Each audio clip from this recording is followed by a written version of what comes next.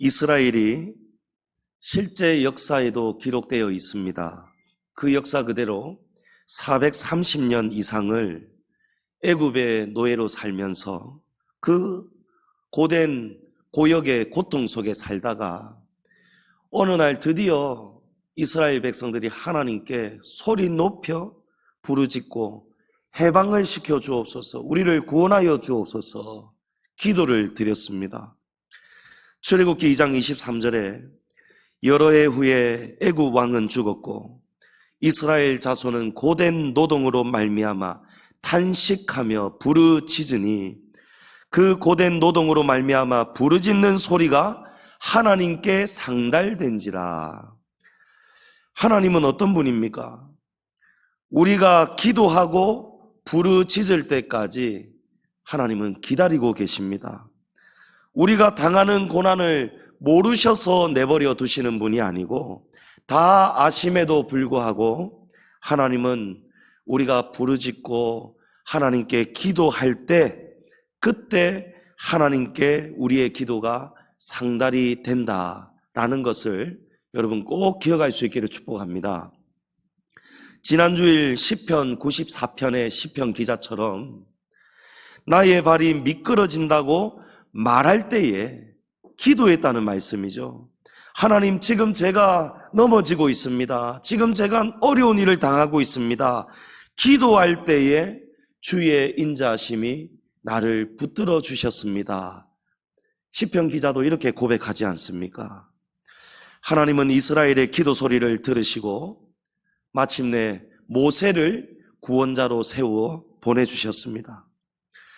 그러나 모세가 애굽 왕 바로에게 이스라엘을 밖으로 내보내 달라고 하지만 어떻습니까? 씨도 먹히지 않습니다. 꿈쩍도 하지 않습니다. 당연히 그럴 수밖에 없는 것이 당시 애굽은 전국 각지에 엄청난 토목공사를 대대적으로 벌이고 있었습니다. 도시를 확장해 가고 있었습니다. 그런데 그 노동력이 전부 다 어디서 나오느냐? 이스라엘 남자들에게서 나오고 있었던 것이죠. 그러니까 순순히 내보내 줄 수가 없는 것입니다.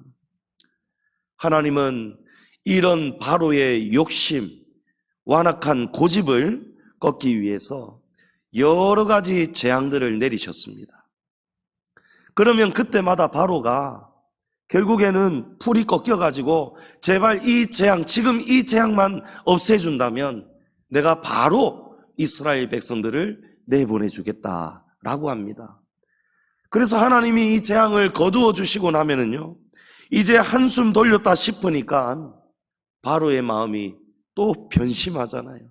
화장실 들어갈 때하고 나올 때 마음이 완전히 달라지는 것처럼 그러기를 반복하고 또 반복하다가 하나님이 이제 마지막 가장 두려운 카드를, 마지막 카드를 딱 뽑으시는 거예요. 여러분, 그것이 10번째 재앙, 장자의 죽음입니다. 오늘 말씀 마지막 30절에서 우리가 읽은 것처럼 바로 왕의 장자로부터 감옥에 갇힌 사람의 장자에 이르기까지, 심지어 모든 짐승의 처음 난 것까지 할 것 없이 처음 난 것은 전부 다 죽게 되는 재앙입니다. 그런데 이 재앙에서 유독 이스라엘 집의 장자들은 멀쩡하게 살아남은 것입니다. 그 이유가 어린 양의 피 때문이었습니다. 하나님께서 10번째 재앙을 실행하시기 전에 모세를 통해서 이스라엘 백성들에게 이 한 가지를 명령하셨습니다. 오늘 본문에 어린 양을 택하여 유월절 양으로 잡고 우슬초 묶음을 가져다가 그릇에 담은 피에 적셔서 그 피를 문인방과 좌우 설주에 뿌리라. 자, 여기서 중요한 단어가 두 가지 나옵니다. 어린 양이고 그리고 피입니다. 피. 하나님께서 왜 어린 양을 잡으라, 그리고 그 피를 문에 뿌리라고 하셨느냐, 묻히라 하셨느냐? 그 이유가 23절에 나와 있습니다. 여호와께서 애굽 사람들에게 재앙을 내리려고 지나가실 때에 문 임방과 좌우 문설주의 피를 보시면 여호와께서 그 문을 넘으시고 멸하는 자에게 너희 집에 들어가서 너희를 치지 못하게 하실 것임이니라. 아멘. 하나님께서 이 문 임방 좌우 설주에 묻어있는 이 피를 보시면 이 멸하는 사자에게 명령해서 이 집은 그냥 넘어가라고 하셔서 그 집의 장자는 죽임을 당하지 않도록 하나님이 구원해 주신다는 거예요. 이 구절에서도 아주 중요한 단어가 있습니다. 바로 넘는다는 단어입니다. 이 넘는다는 말에서 유월절이 시작이 된 거예요. 이 유월절은 히브리어로 페샤흐인데 이 페샤흐라는 단어에서 영어의 패스라는 단어가 파생되어 나옵니다. 이 페샤흐의 뜻은 넘어간다 이런 뜻입니다. 그래서 영어 성경에서는 이 히브리어 페샤흐를 패스오버 이렇게 번역을 했습니다. 넘어서 지나간다 이런 뜻이죠. 그러니까 어린 양의 피가 묻어있는 집은 하나님께서 그 피를 보시고 죽음의 재앙이 그 집을 찾아오지 않도록 넘어서 지나가도록 하나님이 통과하게 하신다는 거예요. 그래서 유월절이에요. 넘어간다는 뜻이죠. 유월절 어린 양의 피는 우리를 구원하시는 예수 그리스도의 십자가를 예표하는 모형입니다. 그래서 사도 바울은 고린도전서 5장에서 우리의 유월절 양 곧 그리스도께서 희생되셨느니라 이렇게 증거하고 있습니다. 하나님이 이 사건을 통해서 이 장자의 죽음 사건을 통해서 어떤 사역을 어떤 모형을 지금 보여주신 거예요. 예수님께서 우리를 구원하시는 그 사역을 보여주신 거예요.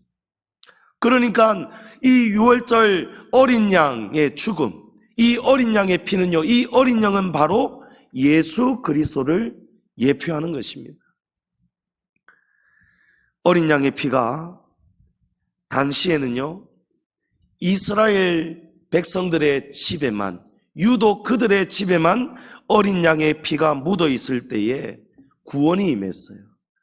이것을 특별한 은혜라고 우리가 말합니다. 하나님께서 이스라엘 백성들의 집에게만 특별한 은혜를 베풀어 주신 거예요. 오늘날도 우리 예수 그리스도의 보혈은 저와 여러분에게 아주 특별한 은혜를 동일하게 제공하고 있음을 믿습니다. 하나님이 우리에게 주시는 복이 우리가 은혜라고 말을 하지 않습니까? 이 은혜는 두 가지의 은혜가 있어요.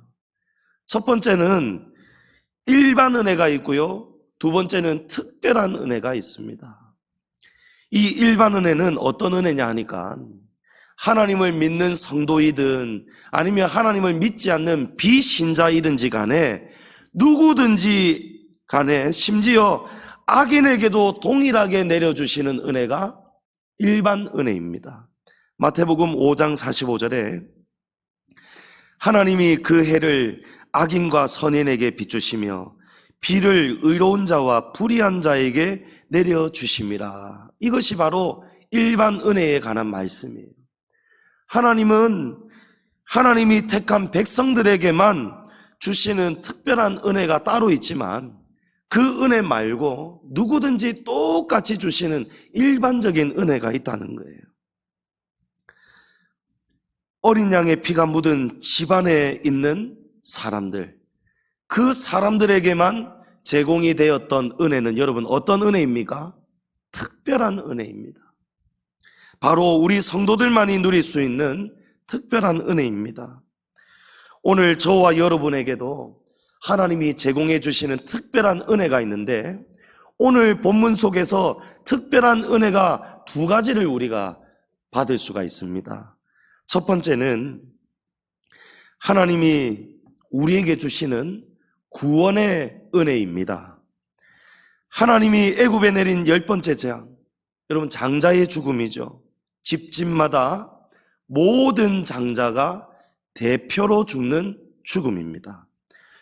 그런데 사실은 장자만 죽을 것이 아니고 모든 사람, 하나님을 부인하고 하나님께 도전하는 모든 사람이, 애굽에 있는 모든 사람이 죽어야 마땅한 그런 심판이었습니다.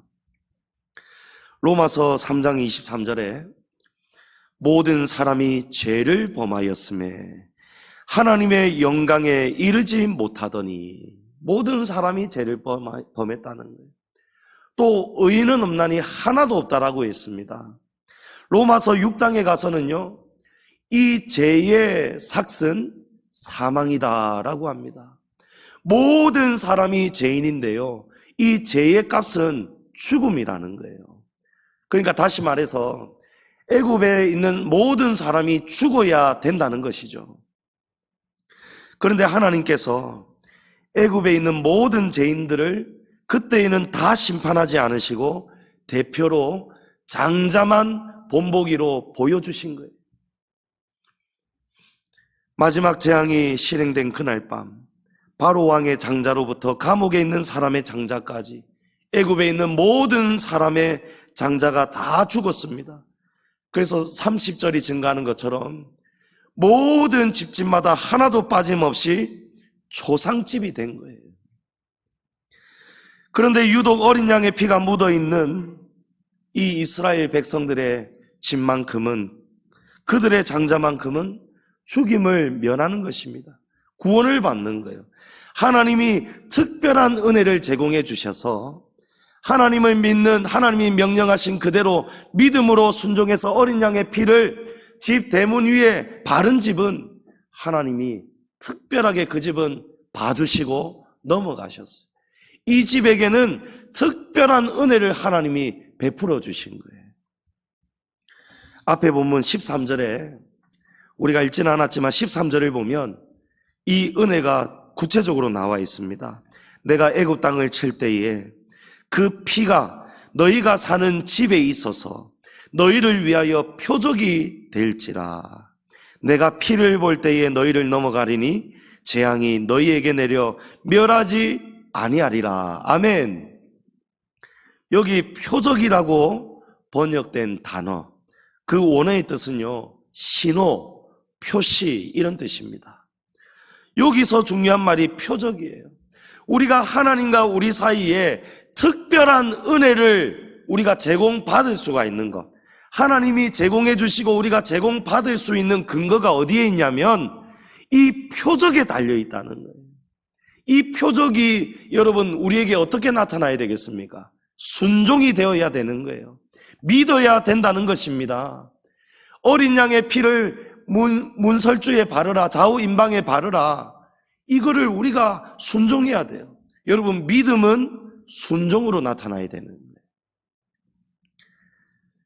이 피가 바로 하나님과 이스라엘 백성들 사이에 약속되어진 신호이고 표시였던 거예요. 피는 사실 여러분 섬뜩한 것이잖아요. 여러분, 피가 여기에 묻어져 있다, 누구 옷에 지금 피가 묻어져 있다, 여러분 길 가다가 놀라지 않겠습니까? 두렵지 않겠습니까? 또 피는 잔인한 느낌도 듭니다. 그런데 하나님은 왜 하필이면은 어린 양을 죽여서 이 어린 양의 피를 구원의 표시로 삼으셨을까요? 왜 하나님이 구원해 주시는 그 근거를 어린 양의 피라고 하셨을까요? 피는 생명을 상징하기 때문입니다. 그렇죠. 여러분, 우리가 피가 있기 때문에 지금 살아있는 거예요. 피가 있으면 생명이 있는 것이고 피가 없으면 죽는 것이 생명입니다. 레위기 17장 11절 말씀 우리 다 같이 한번 읽어보겠습니다. 육체의 생명은 피에 있음이라. 내가 이 피를 너희에게 주어 제단에 뿌려 너희의 생명을 위하여 속죄하게 하였나니 생명이 피에 있으므로 피가 죄를 속하느니라. 아멘.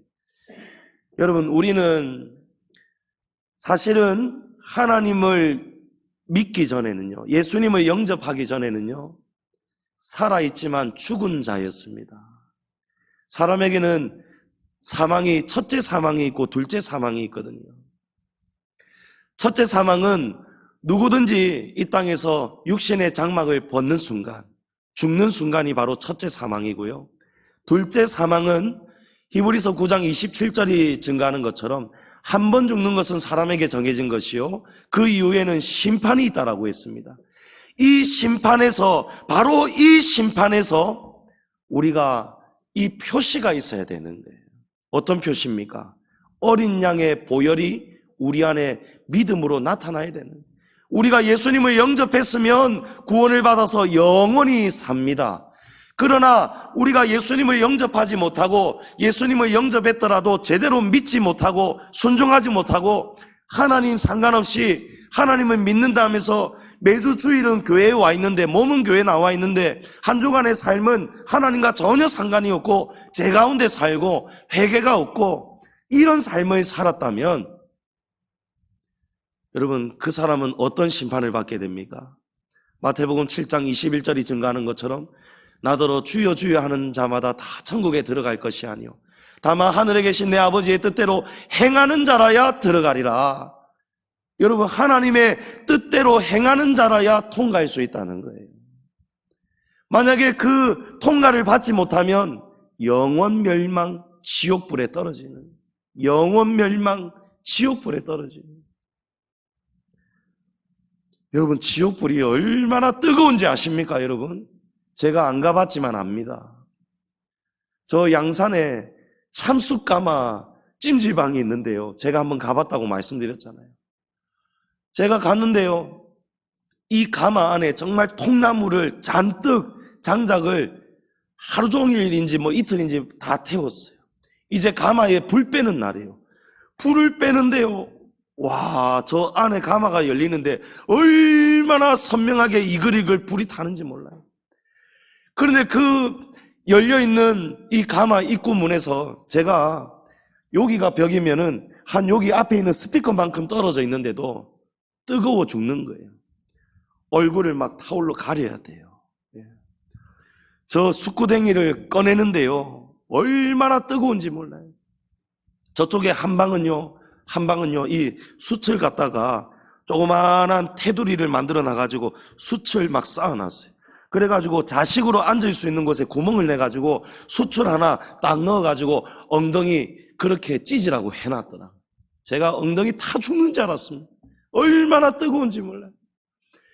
근처에 조금만 가까이 있어도요, 정말 숨이 턱 막히고, 초고온방을 들어갔더니 1분을 제가 견딜 수가 없어요. 숨이 턱 막히는. 여러분, 찜질방, 뜨거운 방, 숯가마는 뜨거우면 나올 수나 있죠. 피할 수나 있죠. 만약에 우리가 통과하지 못하고 어린 양의 보혈의 피, 그런 특별한 은혜가 우리에게 없다면, 여러분, 하나님의 심판을 우리가 통과하지 못해서 저 펄펄 끓는 지옥불에 떨어진다면, 여러분, 우리가 어떻게 영원 멸망을 당할 수 있겠습니까? 지옥은 여러분 감옥이 아니잖아요. 감옥은 사람을 변화시키고 갱신되도록 그 기간을 한정적으로 정하고 있지만, 지옥은 끝이 없잖아요. 지옥은 사람을 변화시키는 곳이 아니고, 지옥은 죄인을 영원토록 그 죄를, 심판을 당하는 곳이 지옥이에요. 본래 우리는 아담의 원죄 안에서 태어났기 때문에 우리는 다 죄인입니다. 나는 죄 지은 적 없는데요, 여러분, 통하지 않습니다. 하나님 앞에서는 통하지가 않습니다. 우리는 아담 안에서 태어났기 때문에, 아담의 불순종 안에서, 원죄 안에서 태어났기 때문에 우리는 다 죄인입니다. 그 죄 때문에 우리는 죽을 수밖에 없는 저주 아래에 있었습니다. 그런데 하나님께서 방금 생명의 상징이 뭐라고 했습니까? 피라고 했죠. 피는 생명을 상징합니다. 생명이 피에 있다라고 했습니다, 하나님께서. 그래서 하나님께서 생명의 상징인 피로서 우리를 속죄해 주신다라고 우리가 방금 다 같이 읽은 말씀에 증가하고 있지 않습니까? 하나님이 이 생명의 상징인 이 피를 얻는 자는 속죄를 인정해 주신다는 거예요.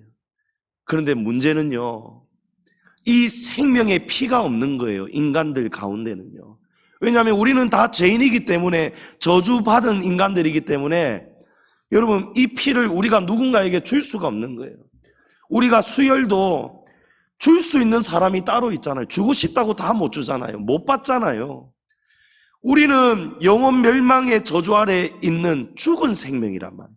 육신은 살아있지만 두 번째 해를 우리가 심판 앞에 서게 될 때 우리는 생명을 서로 줄 수가 없어요. 죄가 없는 사람의 피여야 가능한 거예요. 그런데 우리에게는요, 세상에는요, 죄가 없는 사람이 한 사람도 없는 거예요. 그러니까 이거는 얻을 방법이 없는 거예요. 구할 방법이 없는 거예요. 그래서 하나님께서 우리에게 어떤 은혜를 베풀어 주십니까? 특별한 은혜를 베풀어 주시는 거예요. 이 특별한 은혜가 무엇입니까? 바로 예수 그리스도 어린 양의 보혈인 줄을 믿습니다. 이 지상에서 사람들 가운데 구할 수도 없고 얻을 수도 없는 것을 하나님이 특별히, 하나님이 세상을 이처럼 특별히 사랑하사 특별한 은혜로 독생자를 주셨으니 이는 그를 믿는 자마다 멸망하지 않고 영생을 얻게 하려 하심이라. 할렐루야. 하늘에 있는 하나님의 아들을 이 땅에, 낳고 낮은 이 땅에 하나님이 보내주십니다. 히브리서 9장 12절에 염소와 송아지의 피로 하지 아니하고 오직 자기의 피로 영원한 속죄를 이루사 단번에 성소에 들어가셨느니라. 할렐루야. 여러분, 이래서 우리가 예수님을 믿어야만이 구원을 받는 것입니다. 지금 중동 지역 이스라엘 사람들은, 유대인들, 이 유대교회는 구원이 없습니다. 왜 없습니까? 그들은 예수님을 영접하지 않기 때문이에요. 구약의 하나님을 믿지만 신약을 부정합니다. 예수를 인간으로 보는 거예요. 그냥 성인 정도로 보는 거예요. 오늘 저와 여러분이 성찬 예식을 거행하면서 받는 이 떡과 잔, 여러분, 이것이 바로 하나님의 구원받을 백성들에게 제공해 주시는 특별한 은혜인 줄을 믿으시기 바랍니다. 요한복음 1장 12절, 영접하는 자 곧 그 이름을 믿는 자들에게는 하나님의 자녀가 되는 권세를 주셨으니, 여러분 믿으셔야 되는, 하나님이 누구에게 영생을 주십니까? 하나님이 누구에게 특별한 은혜를 주십니까? 애굽 사람들이라고 하나님이 아무나 주셨습니까? 아니잖아요. 하나님의 말씀을, 모세를 통해서 주시는 하나님의 말씀을 영접한 사람, 할렐루야, 그렇죠? 하나님이 하라는 대로 우슬초에 어린 양의 피를 묻혀서 좌우 임방에 바르고 문설주에 바르고 하나님의 말씀대로 순종하고 행동한 사람, 그 사람이 구원을 받은 것처럼 하나님의 말씀을 우리가 영접해야 되는. 그래서 태초에 말씀이 계시니라, 요한복음이, 이 말씀은 바로 그리스도라고 하시잖아요. 말씀이 육신이 되어 우리 가운데 거하심에, 여러분, 예수님을 영접하는 것은요, 바로 하나님의 말씀을 영접하는 거예요. 아멘.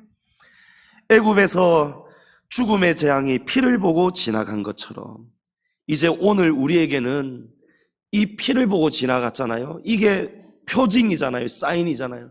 이제 우리에게는 하나님이 무엇을 보시고 지나가실까요? 바로 예수님의 십자가 대속의 보혈을 믿는 믿음이 우리가 영생을 얻고 구원을 받을 수 있는 표시라는 거예요. 이 표시가 여러분, 우리의 마음속에 어린 양의 보혈이 있어야 되는 거예요. 그래야 우리에게 생명이 전해지는 거예요. 성도님 여러분, 우리의 심령 가운데 예수님의 십자가 보혈이 흐르고 있음을 믿으십니까? 믿으십니까?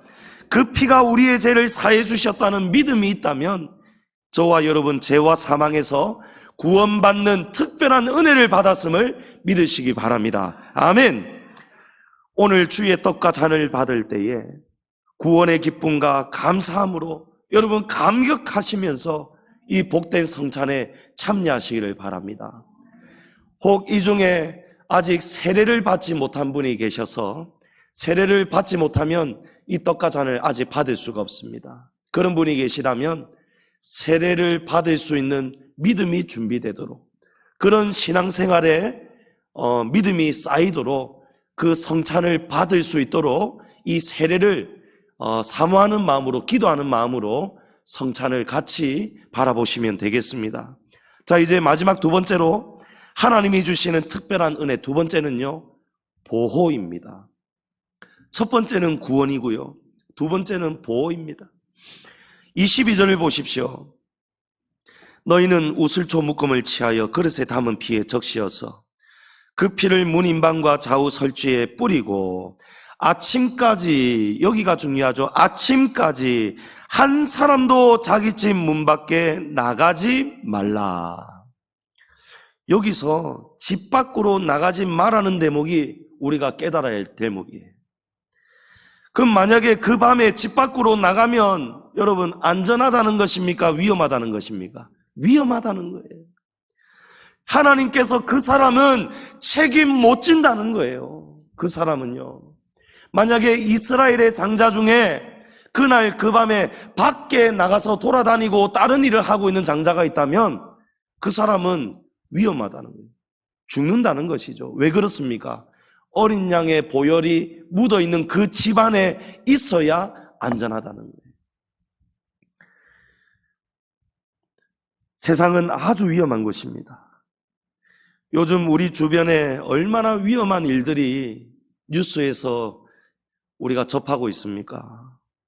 멀쩡한 대낮에 길을 지나다가 무차별 죽임을 당하고 있습니다. 며칠 전 뉴스를 보니까요, 우리 부산에서 가까운 양산 상북면에 버스 정류장에 어느 여성이 앉아 있었는데요, 어떤 남자가 갑자기 쓱 옆에 오더니 전기 충격기로 목을 그냥 찢이더라는 거예요. 그 여성분 기절해가지고 충격받고 이래가지고 입원해 계세요.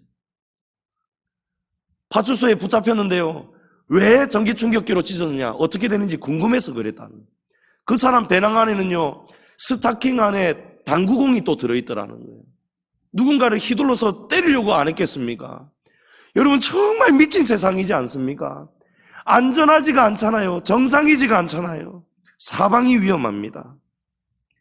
오늘 저와 여러분이 이 시간 이 자리에 나와서 하나님을 예배하고 있는 것, 우리가 육신의 눈으로는 보지 못하였지만 우리를 날마다 순간마다 지키시고 보호하시는 하나님의 특별하신 은혜가 있었기 때문임을 여러분 인정하시고 감사하시고 믿으시기 바랍니다. 성경은 이런 은혜를요, 날개로 비유합니다. 날개.